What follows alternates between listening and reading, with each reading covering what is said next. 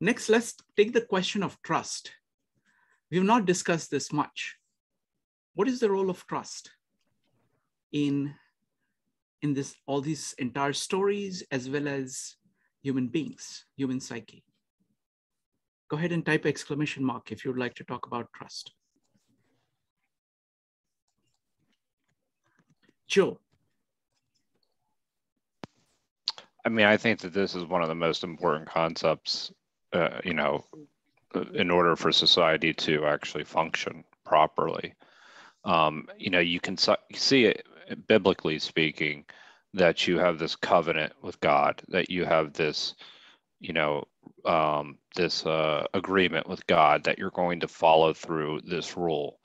But think about this in terms of how we even work today as a functional, I don't know, I guess, I don't want to say even economy, I don't want to reduce it to that, but essentially how economies work, how communities work, how countries work.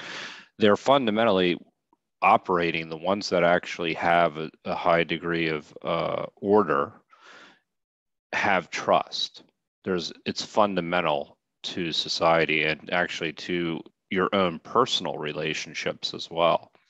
One of the comments that I actually didn't bring up, and I had it written down here today, was even he talked about the idea of sacrifice and saving money, and in essentially how banks have evolved as an intermediary with institutions, and that you had this evolution of money. Well, if you have to have trust in the intermediary that they're going to make good on their promises in order for you to even function as a society. So even if you're sacrificing, you're saving something in another institution, so that trust is all around us. If you don't have that, then why you're not going to necessarily sacrifice. I'm not going to give up something if I can't be guaranteed something in the future. So it's something that I see as is perhaps one of the more, I think it's one of the more fundamental points of the series. I've explained in other circumstances how if you don't have trust, all the bottlenecks that it creates in order for you to interact or just to make a transaction. So I think that this is one of the more important parts of the entire series. Thank you, Joe. Evanik. Yeah, I agree with everything what Joe said, and I think it's the hardest thing to do in a sense. But in a sense, in some cases, you don't have another choice. Like, in order to be able to function in society, you do have a certain level of trust from the simple fact that you cut on your light switch and the lights are going to come on, or so you trust that the electric company is going to do their job. So you trust that people are going to do their job. But I think looking on a more personal level, it's hard. Trust is so hard because once it's broken, you view everybody through that lens of distrust. And looking through the Bible, you can see through various things, starting with, I think, Cain and Abel, obviously, but also if you talk about Jacob and Esau, the trust of brothers was broken when Jacob took his birthright. Jacob took Esau's birthright, and Esau was ready to kill him, and he had to run. And then he ran into people and in a personal level, and he was promised one daughter, Rachel, and his own uncle broke the trust and gave him Leah. And then he had to work again. And then it's just a theme where it's an essential thing, but it is hard. And I think that's where the Bible tried to create, the stories in the Bible try to create these rules with dealing with each other. That way you can, trust each other. Like, these are the rules you live by because you want to trust your fellow man, because in a sense, you have to in certain instances. And even when they break your trust, you still have to trust. You can't possibly live closed off. So I think that it is an essential thing, but it is one of the hardest things to do. And I think it's at the heart of the Bible, though. Wonderful. Let me do one thing. It's going to be Shane Murray and then me. I want to ask Kyle. Kyle, you're here for the first time. Firstly, Kyle did a fantastic presentation on overcoming roadblocks this weekend. Kyle, you're experiencing another meetup for the first time. What do you think so far? I'm really enjoying listening to everybody. I don't have a huge amount to add because I haven't digested the full lecture series, but I'm really enjoying listening to all of the wonderful, thought-provoking things that people have to say. We had in our breakout room a fun set of discussions about the topic, and then also about how it broadens on a larger level. So yeah, this has been great. Wonderful. Thank you, Kyle. Next up is Shane Murray, Pegor, and me. Shane Murray.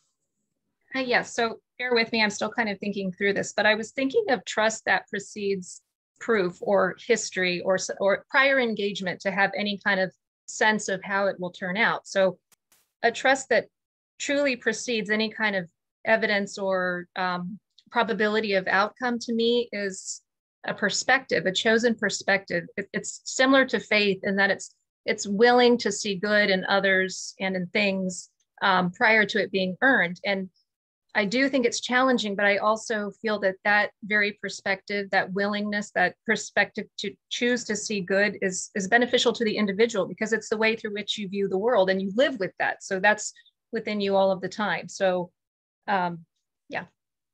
Wonderful. I just want to say one thing regarding this. I'm looking at Jacob Branowski's Ascent of Man. I'm looking at kind of the birth of the cities. When you look at trust in a hunter-gatherer tribe, a family, you have trust because you know these people. You have lived with these people. You know what to expect of them. Actually, all of you are dependent on each other for their lives, and everybody knows it. So the trust is built by that.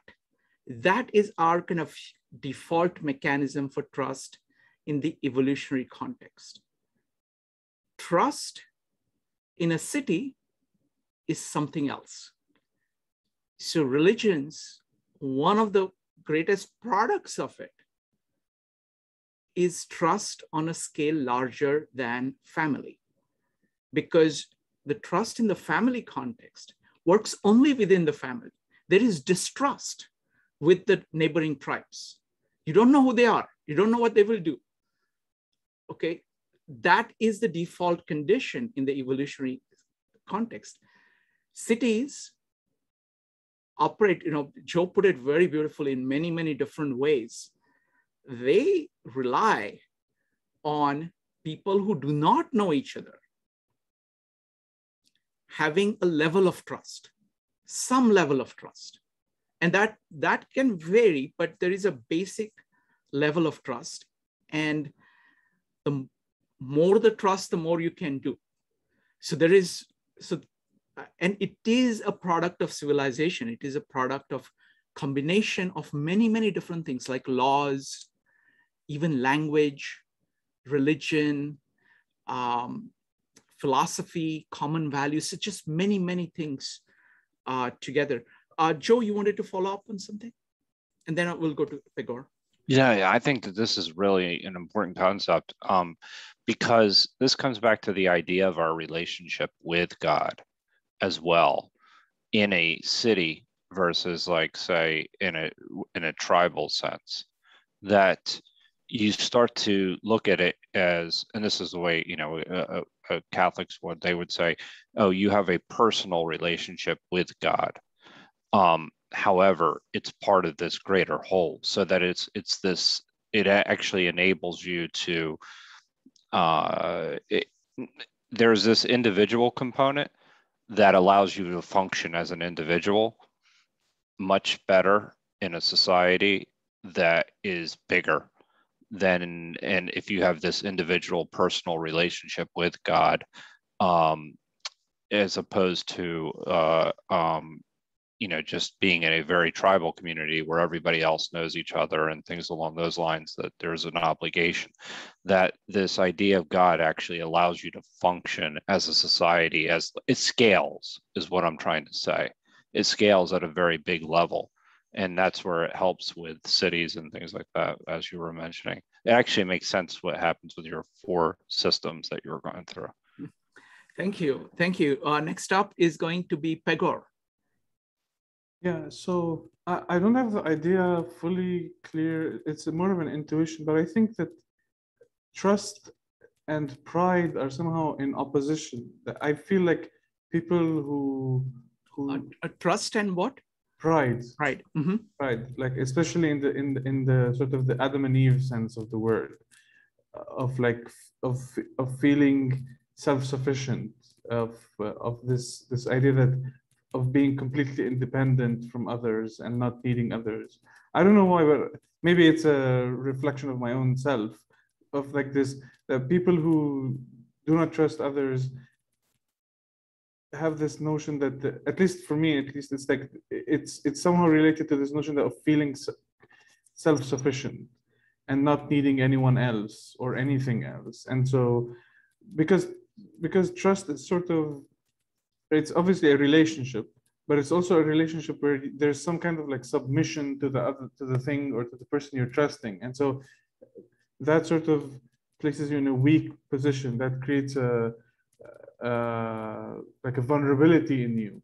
And so I feel that, yeah, we don't trust because we feel we're self-sufficient or so, I don't know which comes first, but I don't know. Like I feel like there's a connection there. I don't know how to say it exactly, though.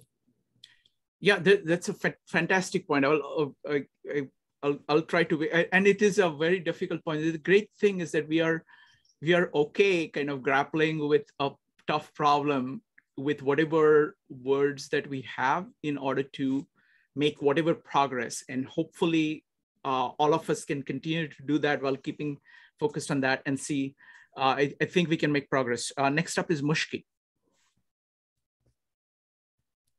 Hey, so I wrote in the comments, but I'm going to repeat it. I just think the key is trusting ourselves, because often, when someone breaks our trust, we think, we can't trust anyone. It colors our experience. How could we ever form a relationship with anyone again? But, if we trust ourselves that we are going to be okay no matter what, then we don't have to worry about trusting others. We can just interact with others and know that our sense of self isn't contingent on the other person. So betrayal is because it comes from a sense of your sense of is contingent on other people, your identity, and it shouldn't be. So I believe trusting ourselves is key, and it will help with indecisiveness and knowing what sacrifices to take and interacting with others. Thank you, Mushki. Next up is Kyle.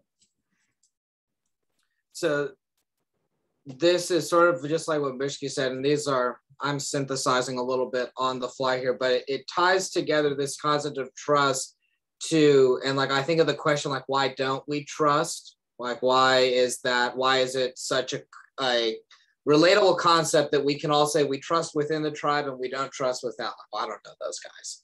Not going to bother with them. And it ties together something that I heard Peterson say at just a completely unrelated lecture, where he was specifically talking about this, where it's like, if you just trust everybody without a care in the world, it's like you're not particularly special. You're very naive, and you're going to get hit real hard at some point.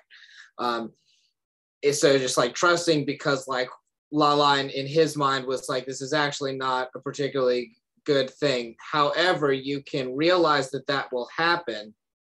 And like Mushki just said, ground yourself in a true sense of stability, that it's like, I realize that when I make this decision to trust someone, I risk the possibility that this is betrayed in some way, or just doesn't live up to the hope in some way, and that I'll be okay even in that regard.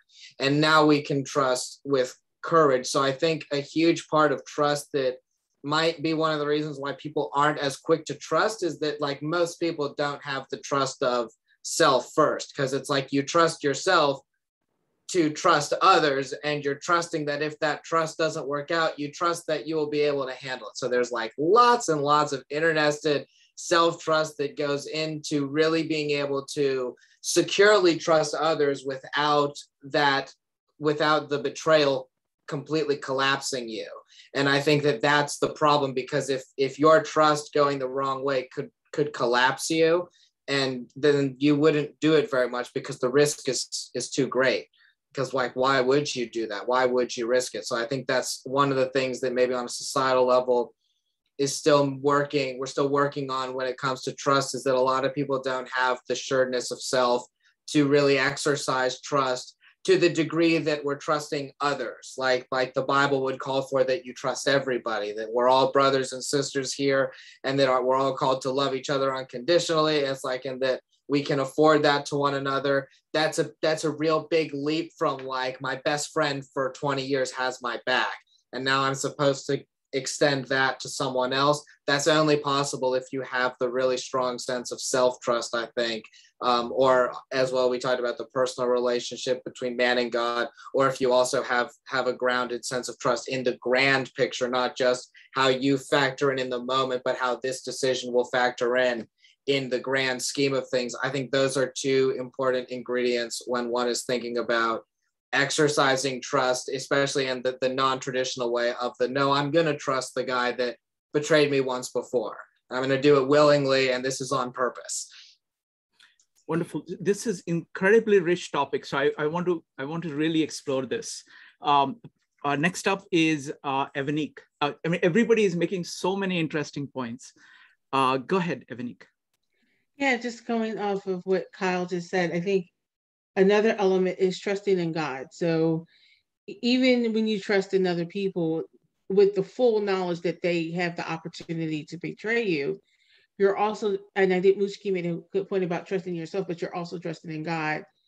If you're a person of faith, that it's going to be okay because God is in control and God will take you through it. And also in Christian faith, that God's going to teach you a lesson through all of it.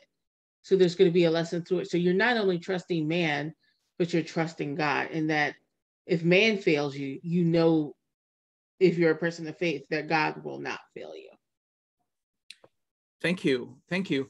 I see a connection between trust and future, because what happens is that you know yourself, you know people that you know, okay, that you grew up with.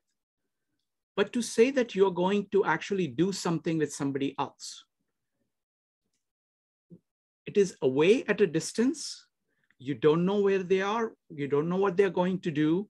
It is going to happen over a longer period of time. There is no immediate benefit that you have. There is going to be uncertainty involved. So working in a city with people other than your family necessarily involves a transaction over future, transaction full of uncertainty. And that's what you have to be okay with.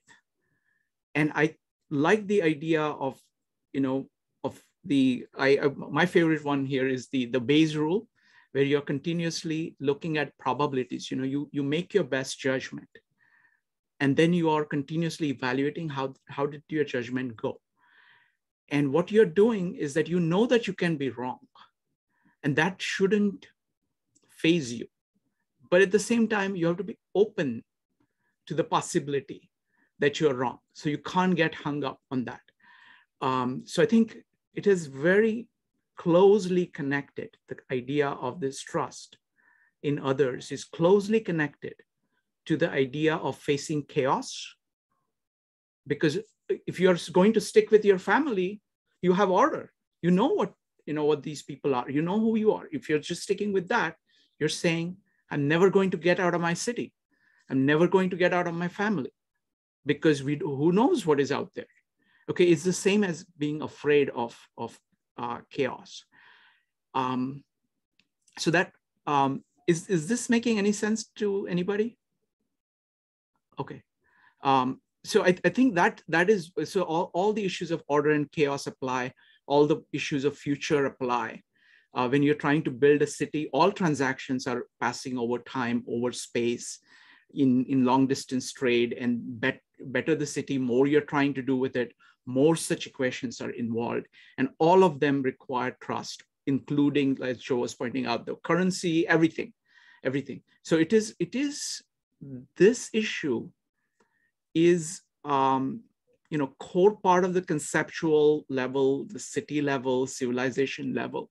So it is another concept analogous to things like future, conception of time itself.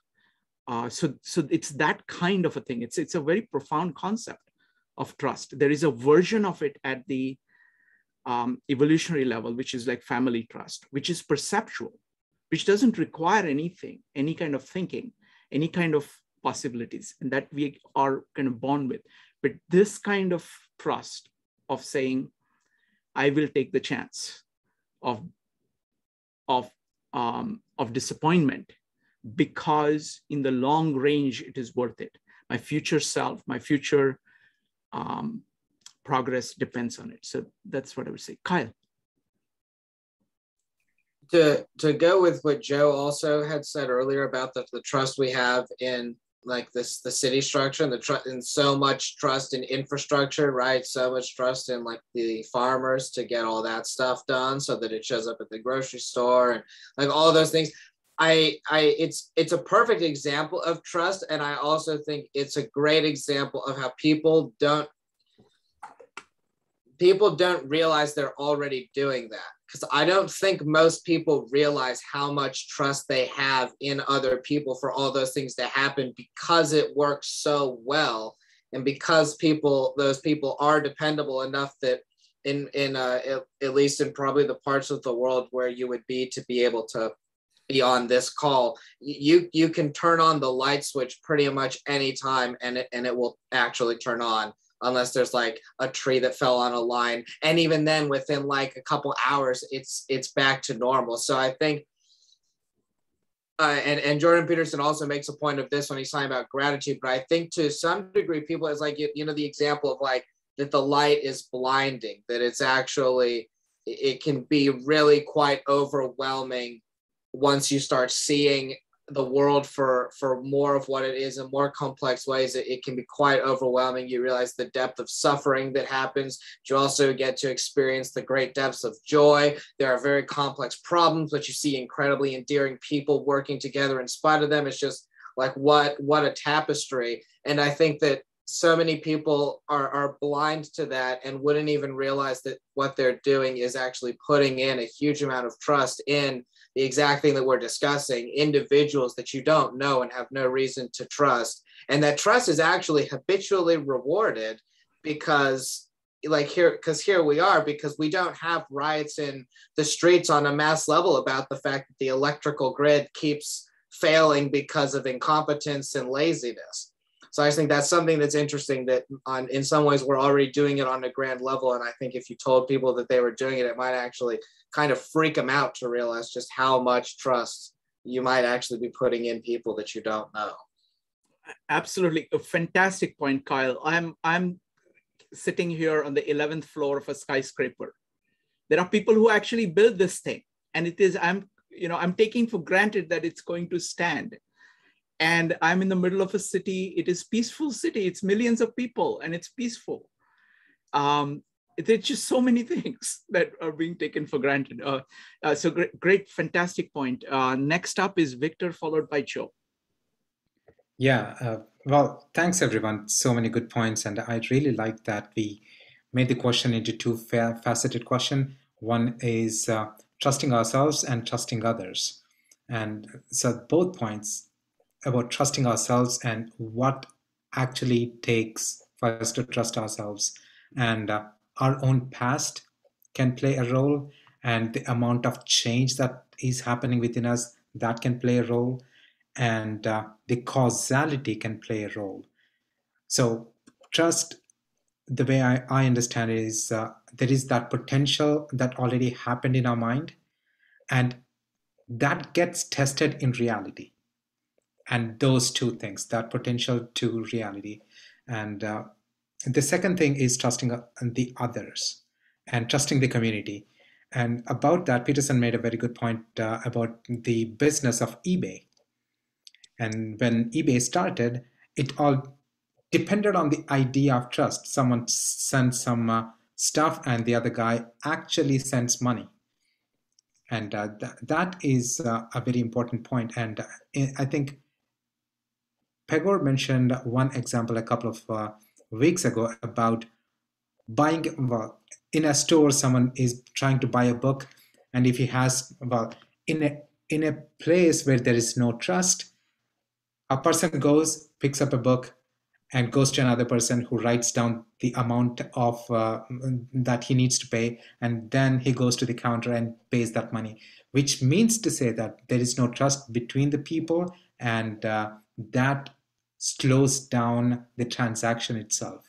So as Kyle was mentioning, we underestimate, or we are not cognizant of how much trust plays in our everyday life, in transactions. So thank you. I want to comment on this point because I want to relate it to a great point that Pegor was making. He was saying that if a person has pride and saying, okay, only I'm good and all the other people are bad, that's a very real situation. So the point I want to raise is this trust in yourself and trust in others. There are all four combinations. There are people who trust themselves, who think that they are greatest thing, but they distrust everybody else. Okay. There are people who trust themselves and trust everybody else. There are people who trust everybody else, but they don't trust themselves. Okay. And there are people who don't trust others and don't trust themselves. Okay. All four are real. Okay. All four are there.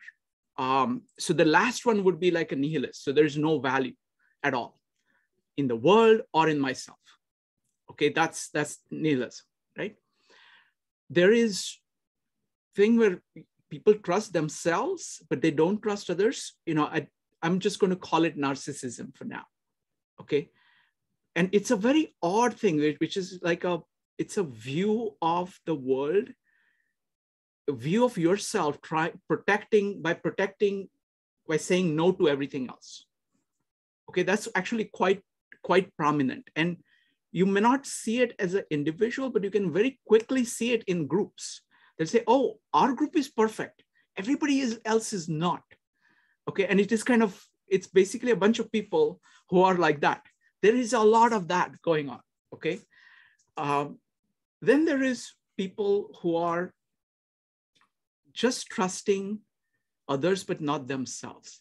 Okay, these are people typically in a traditional culture, let's say, we'll say, okay, tradition is what it is and I just have to obey.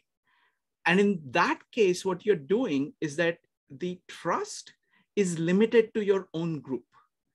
Because to rise to the level where you can trust human beings as such, you simultaneously have to develop the trust in yourself to be able to make those judgments and change the judgments as necessary.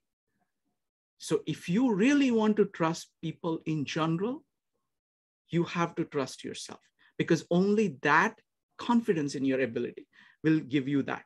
So that one is like operating in almost like what the Stoics would call cosmopolitan.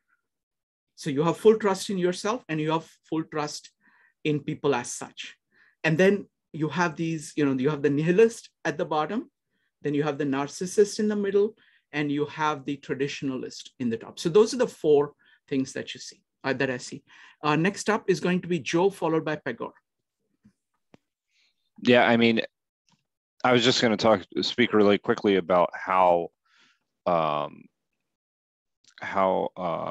quickly trust can be lost, and how once it's lost, that it's very hard to get back, and the importance of that. So there was an experiment that behavioral economists will do where they take 10 people, and they've repeated this, and where they take 10 people, they put $10 into a pot, but they're guaranteed at the end of the day that they'll get 50. Then one day, one person doesn't put their $10 in, everybody puts it's by 5 times. You get 5 times the amount. and then everybody gets paid. So, you know, at the end of the day, 10 people put $10 in, multiplies by 5, everybody gets $50. At the one day, somebody doesn't put in their $10. Everybody gets $45 back, except for the person who didn't put the money in. They got $55 because they didn't put the money in. They kept their $10. The next day, the trust goes way down. Half the people give, and what happens is before you know it, nobody's putting in any money to the pot anymore. And what it shows is that there's a strong equilibrium when there's distrust, but there's a very weak equilibrium when when people are trusting one another. So it's a very delicate thing that you have, and once it's lost, it is gone. And you see this within individuals, and you also see this within, you know, cities or in economies. And and so you can see why it was such an important theme in the Bible as well. Is like, if you're setting up a society, this trust, this covenant with God, that, you know, having people do the right thing when no one else is looking. I mean, that's a really important concept to really get people to really adhere to. So it's such an important part of society that you see how quickly it can devolve. And I think that that's the reason, you know, a lot of it is, you know, what is it? The character of a person. You could tell the character of a person when when they're doing the right thing, when you're not looking. That's what God's kind of servicing for that kind of that role to a certain degree. And I think that that's why you see it such as a major theme, this covenant with God. And it's demonstrated out in modern experiments that just how little we really do trust one another. So I think that it's a really interesting dynamic to this series, because I think it's one of the most fundamental things that you know when it's gone. That's all. I'll just leave. Wonderful. That was brilliant point about the kind of stability of distrust and fragility. I mean, founding fathers called for eternal vigilance. That's what you need, the kind of active part operative all the time to keep it going. Pegor, I'm going to have Nan speak first because they've not spoken before. Nan, go ahead. Yeah, you know, it's very interesting. We're talking about this, and I think a lot of our personal trust it stems from our personal psychology, how we could trust our authorities, our parents. But, you know, it's interesting. You think about an experience like the Holocaust, and yet still after that, you have very Orthodox Jewish communities that still have some faith and trust in their God. And, you know, again, then there are people who, you know, you have a husband and wife and there's been infidelity, and yet people will trust again, even though their experiences, and there's the richness of being able to trust again and work on the relationship. Often people say our relationship is better now than before the infidelity, because everything is on the table. We see the good and the bad in each other, not just what we want to see. It's more of a real relationship. So I think it's very complicated, who we trust, why we trust. And often we assume, oh, in our tribe or in our family, we can trust. But, you know, there's so many examples, from things like incest and rape, or, you know, honor killing of women. So it's, like I said, it's a complicated relationship. Thank you. Next up is Pegor. Yeah, I wanted to tie trust with sacrifice because I think it was sort of like hinted in the conversation previously that trust is a way of stabilizing the future. And so the more trust you have, or the more in a more trustful environment you are, the longer term sacrifices you can make, because that trust stabilizes the future further and further along. And so I've seen this from where I come from, that when there's very little trust, the time span of a sacrifice is either really short or non-existent at all, where people would say, I'd rather have the money now than a month later with interest, or I'd rather have, if we're gonna go back to the marshmallow test, I'd rather have my one marshmallow now than, because you might be lying that there won't be 2 mushrooms in 15 minutes. And so I think it's very hard for people to sacrifice properly in an environment where there is no trust, because the chance or the possibility that that sacrifice is not going to pan out is way higher. Excellent point. That's basically all these concepts, future, trust, sacrifice. They're all ways of moving from the here and now to larger space, more people, across more time. Wonderful. Joe, go ahead. No, I think that was a really critical point, like the trust and future value, like in the sacrifice today. I'm going to take what I can today if I have no faith in the future and no trust in the future. So I'm going to spend my dollar today because it has more value today than if I believe it's going to be devalued tomorrow. So that it really is the basis of your future, as Bigor was actually, thinking, if you think about it in those terms. If you don't believe in the future of the value of something that you're doing, then there'd be no sacrifice at all. So I mean, it really is fundamental to sacrifice. Let me connect it to the point of work. See, what Pegor is saying is that it's whenever there is no trust, there is only consumption. I have this, I'll just eat it now. Work by itself is saying that I'm going to do now something which is going to bear fruits in time. I'm going to sow this seed in the ground, and I'm expecting that I'll get returns for work. Wonderful. Okay, this was just a fantastic discussion. I just love this, that we can go ahead and kind of look at, I try to look at the patterns and say, okay, what topic might, of all the topics put on the table, might generate things. And I think at least I get like maybe 70% right, which is not bad. And the good thing is that 30% you notice things. You have to be quick at noticing when you're made a screw up, so we can go ahead and get rid of that and spend time on things that are working. Again, I want to invite you folks tomorrow because we're going to actually try to do this kind of conversation, but far more at a far more depth.